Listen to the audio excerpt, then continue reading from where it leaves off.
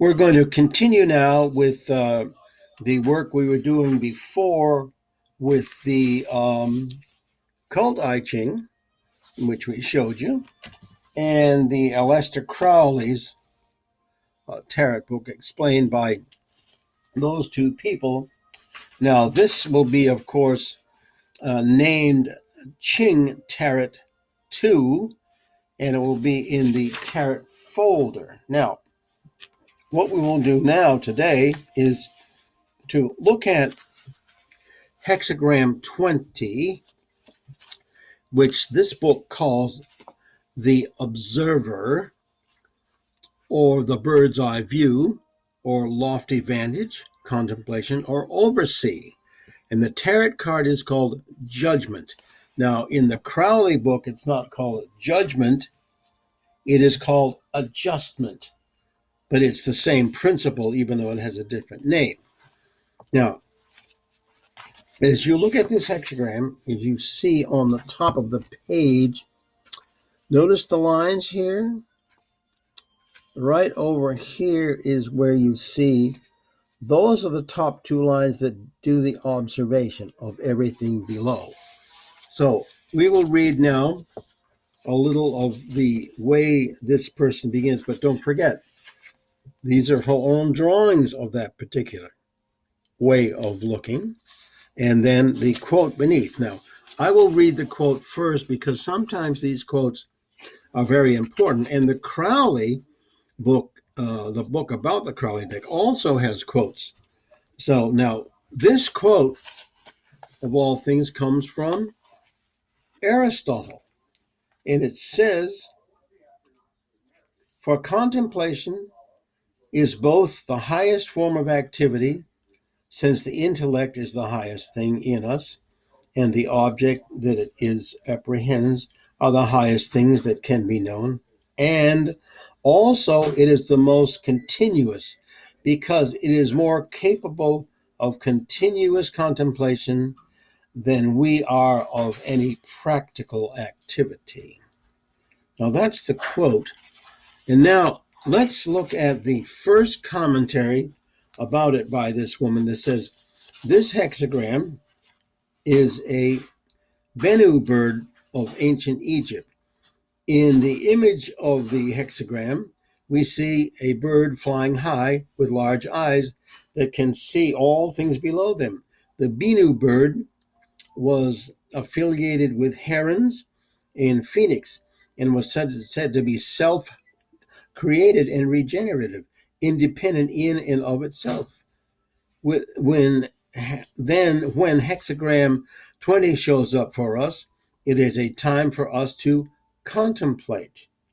We have to break out of our own landlocked views and take to the skies of our highest intelligence to get an overview of the situation that is not just based on our own personal experience.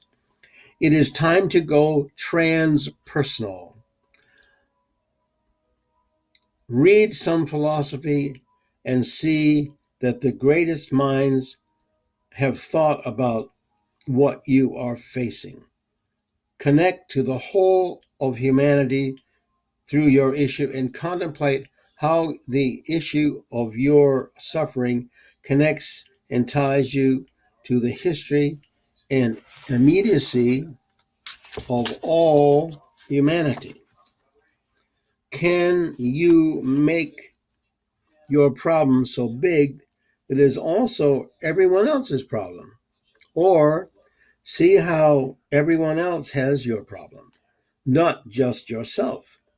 The power of the archetype is that we are made larger throughout capacity to understand that our experience are shared by all humanity.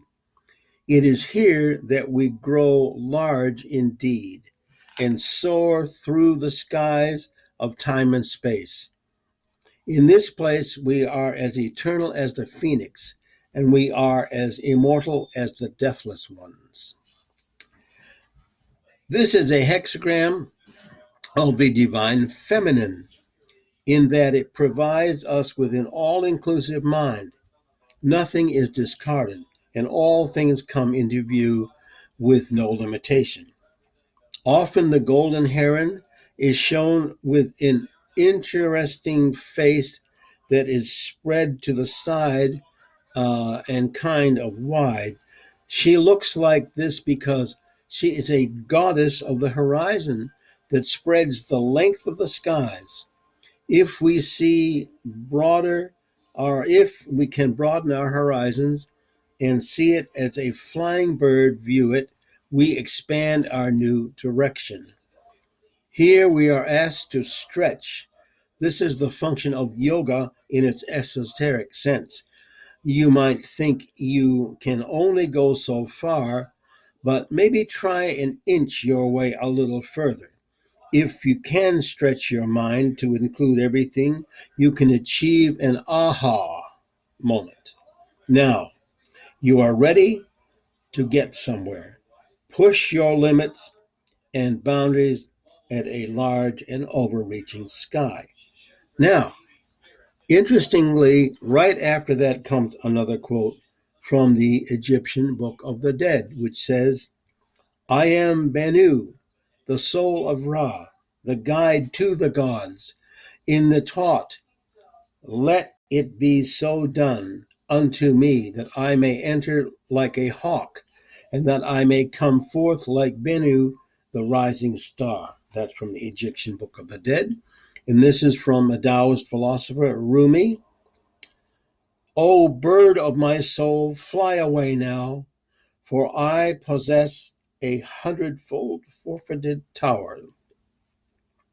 And then she goes on, and then also another quote.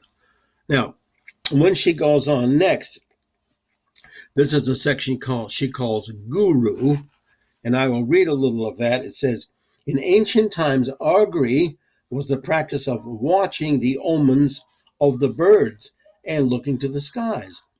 There are many forms of divine ones which we are using now, but the best oracle is nature herself. When we look at the skies and watch the birds, we can have taken to the heights. We can fly with an eagle. We get the mind close to the things that are the closest to heaven in the highest form of contemplation. Or contemplating the birds is to be the next of the highest place. In alchemy and occult lore, this is known as the language of the birds and its highest minded availability. With the Catholic Church has professional bird watchers who still partake of the sacred ancient art. Now I will stop here because there is another quote, but we don't go over time, so we will continue with this momentarily.